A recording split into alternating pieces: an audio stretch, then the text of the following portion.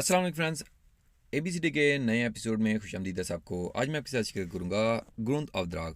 ग्रोंथ of दराग जो मेरे यार दोस्त भाई बहन स्वीडन में हैं और यहाँ पे रहते हुए टैक्स वगैरह पे कर रहे हैं, काम कर रहे हैं अपना, और जिन्होंने पैसे लिए हैं गवर्नमेंट से टैक्स डिक्लेरेशन की मद में या फिर उनको माइनस में आए हैं, उनके लिए ये वीडियो है। और ख़ास तौर पे उनके लिए जिन्होंने लिए हैं, क्या आप भी कैलकुलेशन करें, आपकी इनकम इतनी थी, क्या आप इतने ही पैसों का हक रखते थे?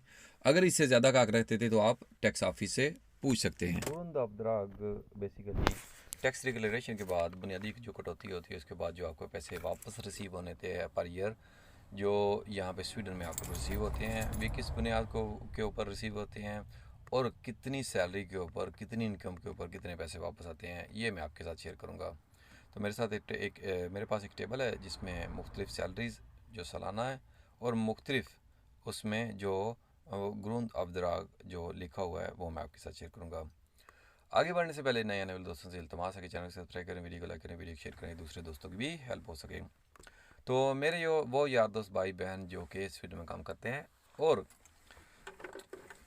अपना टैक्स वगैरह प्रॉपर पे कर रहे हैं या फिर कोई एक्स्ट्रा काम वगैरह अपना कारोबार वगैरह कर रहे हैं, तो उस सूरत में वो हक रखते हैं कि वो टैक्स डिक्लेरेशन जैसे हम कह सकते हैं कि लें, जिस जो कि उन्होंने साल के एंड पे मई से पहले पहले आपने पेश करनी होती है या इसका अप्लाई करना होता है कि आपको जो पैसे बनते हैं, आपके जो हक रखते हैं आप, वो पैसे आप रिसीव कर सकें।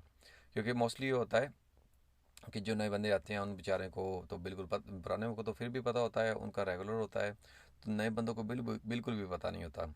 तो उनके ख़ास करके वो लोग जिनके पास कोऑर्डिनेशन नंबर होता है, तो अगर आपके पास भी कोऑर्डिनेशन नंबर हो तो आपको ये चीज़ ज़रूरी करनी है, नहीं तो आपको लेने के देने पड़ सकते हैं।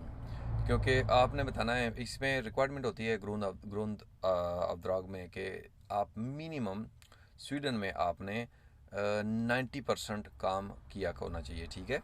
अगर आप बाहर से आते हैं, अगर आप कहते हैं कि नहीं यार मैंने 50% मैंने इटली में काम किया है, 50% इधर किया है, तो फिर उस सूरत में ये नहीं कि पैसे आपको आएंगे नहीं, उस सूरत में भी आएंगे पैसे, लेकिन थोड़े कम आएंगे। लेकिन 90% होगा अगर आपका काम यहाँ पे। और फॉर एग्ज़ाम्पल आप मार्च में आते हैं, बोलते हैं कि मैं पीछे काम ही नहीं किया मैंने इटली में, तो फिर कोई प्रॉब्लम नहीं, फिर आपका काम सारा यहीं पे डिक्लेयर किया जाएगा और उस सूरत में आपको पूरे पैसे दिए जाएंगे। दोस्त भाई बहन जितने भी काम करते हैं वो, अगर किसी ने अभी तक अप्लाई नहीं किया, बेसिकली 31 मई से पहले करना चाहिए। अगर आप में से किसी ने भी अप्लाई नहीं किया तो इसको अभी भी अप्लाई करें। आपको थोड़ी कटौती हो के, क्योंकि आप लेट हो गए हैं, थोड़ी कटौती हो के पैसे आएंगे, लेकिन ये नहीं कि आएंगे नहीं। और ख़ास करके वो यार दोस्त भाई जिनको माइनस में पैसे आए हैं, टैक्स ऑफिस को इसका बरकत को देने के लिए पैसे आए हुए हैं, वो भी इसका बरकत में जाके ये अप्लाई करें ग्रोंथ ऑफ दराग, और उनको पैसे जो देने आए हुए थे वो कैलकुलेशन करके आपको वापस लेने आ जाएंगे।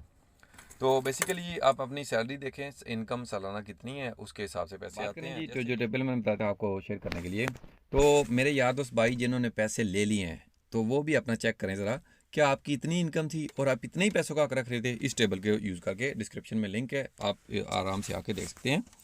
तो बेसिकली अगर आपकी सैलरी 20,400 है तो आपको कुछ नहीं मिलेगा। 20,500 से लेकर 48,100 तक आपको 20,500 मिलेंगे।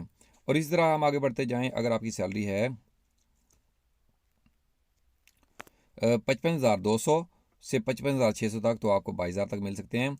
इसी तरह आपकी सैलरी आगे बढ़ती जाती है, जैसे कि अगर आपके पास आपकी सैलरी है साल की, पिछले साल की जो गुजरा हुआ साल है, ठीक है। तो अगर आपने पिछले साल में 21,200 से लेके 70,200 से लेके 70,600 कमाए, तो आप हक रखते हैं 25,000 का। तो आगे थोड़ा सा आगे देखें, 95,700 से 96,100 तक अगर आपकी सैलरी है तो आप 30,100 का हक रखते हैं। तो डिपेंड करता है जी आपकी सैलरी कितनी है। तो ये देखें जी, टेबल बढ़ता जा रहा है आगे, जितनी आपकी सैलरी बढ़ जाएगी इतने ही आपके पैसे जो वापस आने हैं वो बढ़ सकते हैं। अगर आपकी सैलरी है फॉर एग्ज़ाम्पल 1,20,200 और 1,20,600 के दरमियान, तो 35,000 तक आपको वापस आ सकते हैं। और इसके अलावा बात करें, अगर ज़्यादा बढ़ती जाएगी सैलरी तो आप आगे आगे पैसे कम होते जाते हैं। तो कहाँ तक जाते हैं जी, जहाँ जहाँ जैसे कि देख लें 1,92,200 सैलरी और 1,93,100 सैलरी तक है आपकी, तो 33,000 तक आपको वापस आ सकते हैं। इसी तरह अगर आप सैलरी कम होने की बात करें तो 2 लाख, जहाँ पे आपकी पैसे कम होने शुरू हो जाते हैं, जहाँ पर आपकी सैलरी 1,92,200 और 1,93,100 के दरमियान हो, तो मैक्स 33,000 तक आपको आते हैं। इसके बाद आपकी सैलरी कम होनी शुरू हो जाएगी।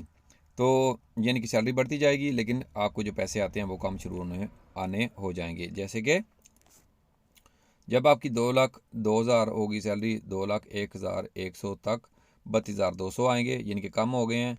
इसी तरह अगर आपकी सैलरी और ज़्यादा बढ़ जाती है 2,47,200 से लेकर 2,048 तक 100 तक, तो आपको 27,500 आएंगे। तो इसी तरह अगर आपकी सैलरी 3,02,000 से लेके 3,01,100 तक होगी, तो 22,200 आपको आएंगे। अगर आपकी सैलरी 3,40,200 हो जाएगी, 3,41,200 के दरमियान 100 के दरमियान, तो 18,200 आएंगे आपको। इस तरह कम होते जाएंगे। जैसे कि आप देख रहे हैं यहाँ पे, अगर आपकी सैलरी 3,80,000 या इससे अबव होगी, तो आपको 14,200 टैक्स डिक्लेरेशन में वापस आएंगे।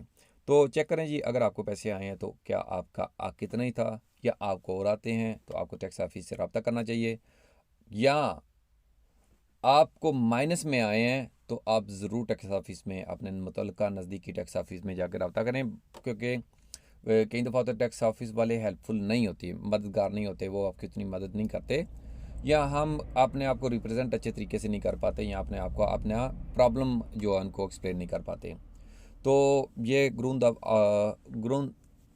ऑफ द्राग जो है, मकसद ये है, ऐसे नाम बताने का आपको मकसद ये नहीं कि आपको प्रोनाउंस करने में मुश्किल हो। मकसद ये है कि आप इन चीज़ों के नाम जानें और वहाँ जाके डायरेक्ट उनसे पूछें कि इसका तहफ़्फ़ुज़ वालों को भी आपकी प्रॉब्लम समझ आ सके और वो आपके लिए हेल्पफुल साबित हो सकें। और आपके लिए अगर ये वीडियो हेल्पफुल समझें तो आगे शेयर करें कि दूसरे दोस्तों की भी हेल्प हो सके।